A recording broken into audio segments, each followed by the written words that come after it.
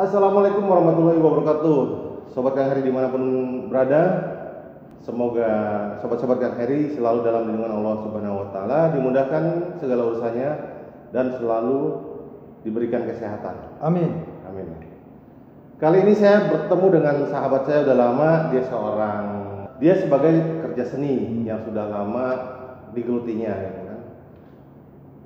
Dia juga nih yang membuat saya jadi norak, jujur aja nih.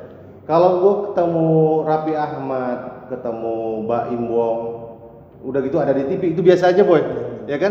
Tapi ketika lu ada di TV, teman ayah tuh. Asli gue jadi norak gitu kan.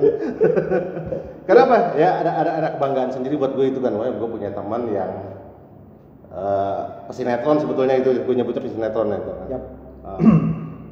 Terakhir gue lihat tuh lu jadi sebagai lurah kalau nggak salah. Dan itu teman ayah, iya teman ayah itu kan. Nah sekarang ini terakhir syuting film apa, sinetron apa? Terakhir syuting kemarin di Samudra Cinta. Samudra Cinta. Samudra Cinta. Gue sebagai pengacaranya si Samudra. Oh, gitu. Ya mungkin sekarang masih tayang kok. Masih tayang. Baru mau tayang atau udah tayang? Masih tayang. Masih tayang. Jadi kan gue main ada beberapa episode. Ya di situ gue memerankan sebagai pengacaranya Samudra ya gitu lah. Pokoknya peran-peran cameo, peran-peran kecil aja. Semalam sih ada persidangan, cuman gue nggak lihat. Gue tahu ada persidangan di film Samudra Cinta, cuman gue lagi sibuk dengan gue lagi autis sama komputer gue. Karena emang gue autis sama komputer kalau di rumah boy. Ya. Gitu kan. Di sisi lain di luar waktu syuting ketika lagi kosong, apa sih kegiatannya boy? Gue biasanya bikin konten kayak lu ini sekarang ini. Sama. Iya. Dia ini channel YouTube-nya Dijoy Production ya. Dijoy Production. Siap. Dijoy Production, lihat di sini gitu kan. Jangan lupa subscribe juga punya dia gitu kan. Ya, harus subscribe juga. Karena subscribe itu gratis, nggak ada kan. Saling membantu. Saatnya memberi, saatnya menerima gitu kan. Gratis, bisa membantu untuk channel supaya lebih berkembang lagi kita kan. Kayak Kang Heri ini vlognya bisa berkembang lagi kalau di subscribe-nya banyak, cepat dimonetisasi. Ya kan harapan seperti itu kan? Tuh. Boy ini channel YouTube-nya yang saya lihat juga masih vlog juga ya Boy itunya ya. Ya, podcast, sketsa, ada tutorial. Masih banyak sih sebenarnya, maksudnya banyak konsep yang masih gue coba untuk lempar ke pasar. Gue belum tahu apa yang harus gue kerjain. Cuman memang gue agak kesel juga sama dia. Sebetulnya dia ada punya channel banyak teman-teman artis. Kenapa sih nggak lo vlog artis? Karena lebih gampang gitu kan. Yang pertama mungkin gue nggak suka yang namanya pansos. Ya kan? Ya bukannya munafik sih, tapi ya ini gue gitu kan. Nggak suka gue namanya pansos. Jadi kalaupun nanti misalkan gue harus kolaps dengan mereka, itu sifatnya udah bener-bener ya kolaps, bukan pansos lagi. Gitu. Gitu aja sih bro. Iya makanya sayang banget itu kan. Beda kan gue lihat ada ya sekarang mungkin udah artis sama artis udah collab ya. Termasuk YouTuber sama YouTuber udah collab gitu kan. Ya memang syaratnya ya minimal 1000 subscriber. Intinya udah buka monetasi. Baru kita bisa manggil nge-tag si orang yang kita panggil gitu kan. Ya itu kalau misalkan kita udah setidaknya selevel ya it's okay gitu. Kalau misalkan kita masih jauh banget kayak gimana ya, nggak enak gitu loh. Paling minta tolong untuk bumper apa namanya, jangan lupa subscribe, like, comment dan kayak gitulah mungkin. Seperti itu masih bisa oke. Kalau untuk ngobrol kayaknya nggak enak gimana ya, belum mental. Di bulan puasa ini kegiatan seni lo apa?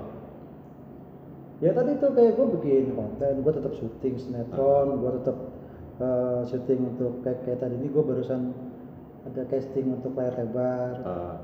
Itu aja yang gue lakuin. Casting layar lebar? Iya. Oke, bagus banget itu.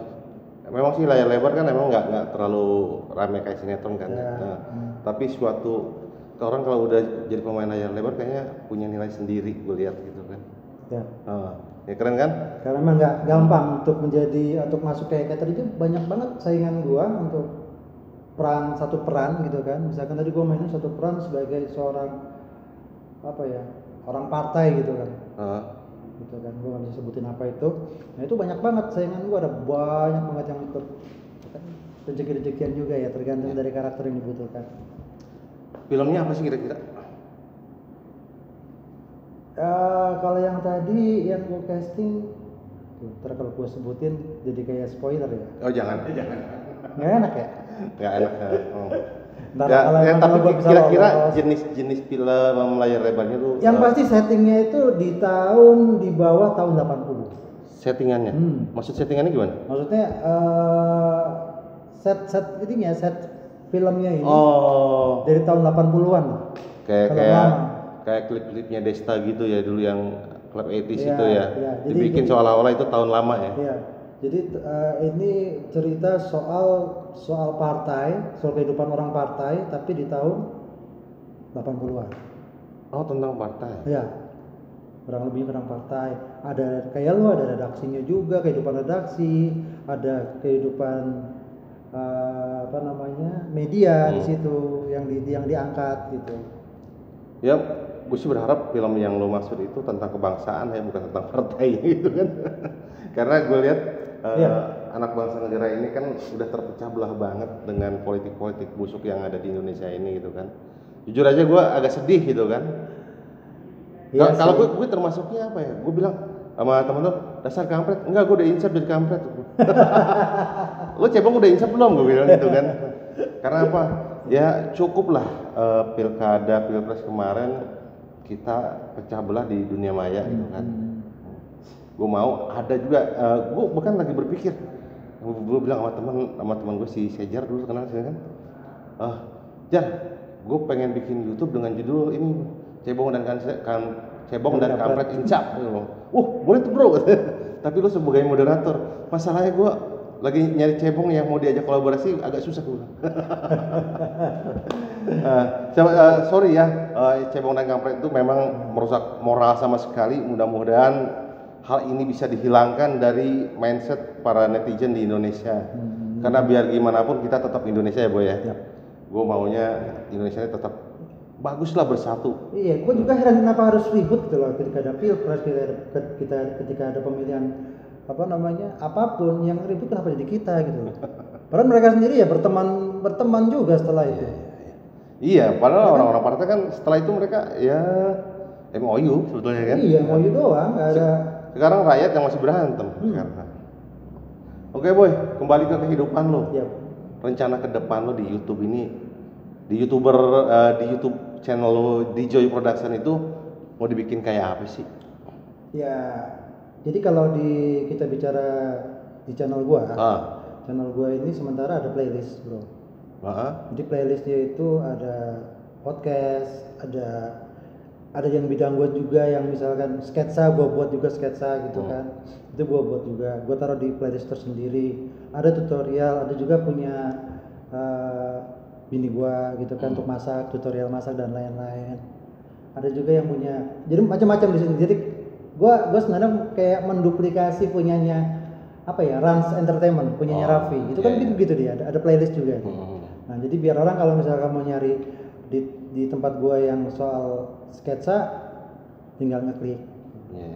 Kayak Rans Entertainment itu kan semua kehidupan dia di shoot ya di vlog jadinya kan. Kalau gua mungkin enggak sih karena kehidupan gua juga mungkin enggak terlalu semenarik mereka gitu kan. Tapi ya kan? Nggak apa-apa sih. Kayak gue kemarin ke pasar gue shoot bodo amat. Ya inilah gue, gitu kan. Gue nggak bisa kayak Raffi Ahmad tapi ya inilah gue. Raffi Ahmad ke pasar modern, gue ke pasar gembrong. Tapi kan nggak apa-apa, sama-sama pasar bro judulnya bro. Iya kan. Yang penting kan konsep hati dan isinya dari rencana kepergian itu ya ke pasar itu gitu kan. Jadi itu ya boy, lo channel lo juga mungkin sekarang masih seperti vlog keluarga jatuhnya ya? Kayak gimana? Masih seperti vlog keluarga jatuhnya ya? Vlog keluarga ya enggak juga sih sebenarnya. Kalau vlog keluarga sebenarnya gue udah general, gue udah umum. Iya, karena gue lihat lo kemarin wawancara pelawak senior Kadi, ya kan? Iya. Gue demen podcast juga, cuman ya kadang gue kan juga harus ngeliat yang paling disenengin yang mana sih gitu kan. Kalau yang terakhir yang punya gue nih yang paling banyak dilihat sama orang nih soal ini yang temanya judi online. Ya. Itu banyak banget tuh yang nonton tuh, banyak yang nge-like juga, yang komen juga gitu kan. Judi online itu nilainya nggak seberapa tapi ngerusak. Betul itu kan. Banyak juga orang yang nggak gede nih, sehari 50.000, padahal kalau dia kirimin ke keluarga. Cuma 50.000, 10.000 udah bisa main judi online. Iya. 10.000. Ya tapi contoh kawan-kawan gue lah ya gitu kan. Judi online itu kan ada yang bola, ada yang togel. Iya. Dia temen gue masang sehari 40.000. Gila mau ngirimin duit ke kampungnya pusing, minjem. Nah lu kemarin bisa pasang togel, gue bilang. Nah itu mungkin perlu dibahas juga ya di waktu lain gitu boy. Ya. Perlu diperdalam sebetulnya kalau bisa. Gue setuju sih, misalkan nanti lo suatu hari punya narasumber yang kayak gue kan kemarin sempat dapat narasumber yang mereka sampai hilang 1 unit Innova. Gitu kan. Nah, kalau kita kumpulin satu sampai banyak gitu kan, mungkin ini bisa jadi ya orang-orang yang di luar sana tuh yang masih judi mungkin bisa berhenti. Kenapa lu masih gini ya? Ya gue sih pengennya lu maju terus di YouTube ya. Karena kita tahu kan YouTube sumber pencaharian yang bisa jadi utama juga. Kalau gue pikir gitu kan, kenapa lu masih? Kalau gue sih ada satu hal yang gue pegang gitu kan. Kenapa gue sampai sekarang mulai bangkit lagi? Jujur aja gue baru mulai bangkit lagi sebulan 2 bulan kebelakang ini gitu kan. Karena teman-teman gue yang 1 tahun kemarin jalan bareng, mereka udah bagus semua. Udah keren semua channelnya, dan gue udah nggak bisa gabung lagi, udah jauh ketinggalan. Karena mereka udah berteman dengan yang sama-sama subscribernya 7.000-an. Padahal waktu itu sama-sama baru ratusan gitu kan. Ya karena gue dulu bosen, akhirnya gue ingat YouTube ini sama kayak MLM boy. Kenapa bisa begitu? Penghasilannya pasif. Cuman bedanya cara bangunnya. Gue pernah di MLM, gue gagal. Tapi teman gue sukses. Dia bisa meraih uang yang banyak, dia bisa merubah ekonomi yang tadinya ancur-ancuran, susah, motor aja butut, mungkin sampai bawa kabur motor dealer gitu kan. Tapi sekarang udah sukses. Karena apa? Dia membangun selama 3 tahun bisnis MLM ini. Nah di YouTube ini kita diberi keringanan sama YouTube. Cuma 1 tahun kita dikasih waktu untuk membangun. Kenapa gak gue jalanin itu boy? Iya kan?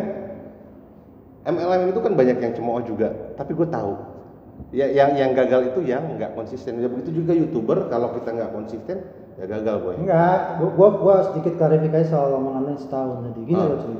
Jadi memang itu memberikan lo 1 tahun untuk lo bisa dimonetisasi. Tapi bukan berarti apa yang sudah lo bangun selama setahun ini, misalkan nih selama setahun lo bangun tapi ternyata belum berhasil dan akan hilang semua, tidak. Gitu loh. Udah tahu di situ kan berarti ya. Jadi kalau misalkan lo bikin konten di bulan Januari, di bulan Desember misalkan konten lo juga ini belum bisa mencapai jumlah yang ditentukan oleh YouTube, misalkan 4.000 jam tayang dengan 1.000 subscriber, yang Januari ini bakalan nggak diterhitung. Gitu bro. Ya artinya ada semangat khusus kan. Kalau di MLM kan kita mendapatkan reward sebagai jabatan manajer atau apa gitu kan. Kalau di YouTuber itu kan kita dapat surat AdSense, surat sakti dari Google aja itu udah bangga benar gitu. Benar. Kita kejar ke kantor pos gitu kan. Itu udah banyak orang itu. Ya kalau target selanjutnya kan ya mungkin berat, tapi pin ya kan. Pin itu kan 100.000 ya. Pin 100.000. Ya. Jadi tetap semangat ya Boy ya. Harus semangat karena memang mungkin nanti ini YouTube bakal gue jadikan pekerjaan utama gue. Yang terakhir nih Boy, saran lo untuk semangat para YouTuber pemula apa sih? Kadang-kadang kan, aduh video gue yang nonton cuma 20, udah seminggu gitu kan. Semangatnya apa sih gitu kan? Yang pertama, buat aja dulu. Ya kan? Video mau itu bagus atau tidak, itu dibuat dulu aja. Yang kedua, coba lo mapping dari penonton yang ada gitu kan. Misalnya yang lo buat ini kira-kira yang nonton kan bisa direview kan. Kita bisa mereview sebuah konten itu, kayak gue juga nggak semuanya banyak, nggak semuanya bisa berhasil, tapi gue bisa kesininya tuh semakin bisa memapping gitu kan, memetakan bahwa yang gue buat ini bakal nanti harusnya begini. Misalkan buat podcast, kalau podcast misalkan kayak begini kita bikin podcast sama siapa aja, gitu kan otomatis kalau misalkan gue ada di tempat lo, bisa jadi penonton gue bakal mampir ke channel lo, gue nggak ngomong bisa subscribe atau tidak ya, setidaknya mampir itu kan menambah view. Jadi lo sama, gue juga otomatis punya lo bisa jadi mampir ke tempat gue juga. Betul. Nah, hal seperti ini harus dilakukan jadi kita harus bekerja sama. Kalau yang tadi lo bilang MLM ya harus itu yang harus dilakukan, gitu kan. Terus buat konten yang kreatif menurut gue yang mungkin yang belum pernah dibuat orang, lo harus bikin di situ. Sebetulnya seabrek ilmu sih tentang YouTube. Ya banyak sekali saran dan catatan khusus tentang YouTube, gimana cara menjadi YouTuber dari A sampai Z gitu kan. Tinggal kita mana mau yang mengikuti dan sabar gitu kan. Dan dari YouTube-nya sendiri kan setiap bulan juga memberikan suggest biasanya kan. Kayak gue, alhamdulillah gue kemarin iseng-iseng doang pulang kampung mandi, gue shoot kali gitu kan. Ya ada 136 penonton gitu kan. Tapi setelah kemarin ada yang ngajak junioran gue di Kuningan ya, ngumpul bertiga, ayo kita bikin YouTube yuk. Ternyata mereka mandek, gue nggak ngerti kenapa semangat. Nah dari situ gue bangkit, gue jalanin sendiri. Jujur aja gue punya 11 channel. Oh banyak ya? Cuman yang beberapa channel untuk riset. Jadi ada salah satu channel nggak usah nge-tag, nggak usah ngapain, penontonnya dalam hitungan 3 hari 21.000. Ada. Itu berarti penontonnya penonton bodong? Penonton asli. Dan kebanyakan dari luar negeri. Gitu kan. Tapi gue nggak bisa cerita di sini. Jangan. Karena kurang bagus. Kurang bagus untuk anak-anak. Oke, siap. Oke, sobat Kang Heri semuanya dimanapun Anda berada, jangan lupa like, comment, share, dan subscribe channel saya dan channel Bang Rijoy Production. Saya ingatkan, orang ini yang bikin norak saya di depan anak-anak karena gue bilang itu teman ayah ada di TV. Oke, sobat Kang Heri, assalamualaikum warahmatullahi wabarakatuh. Sorry.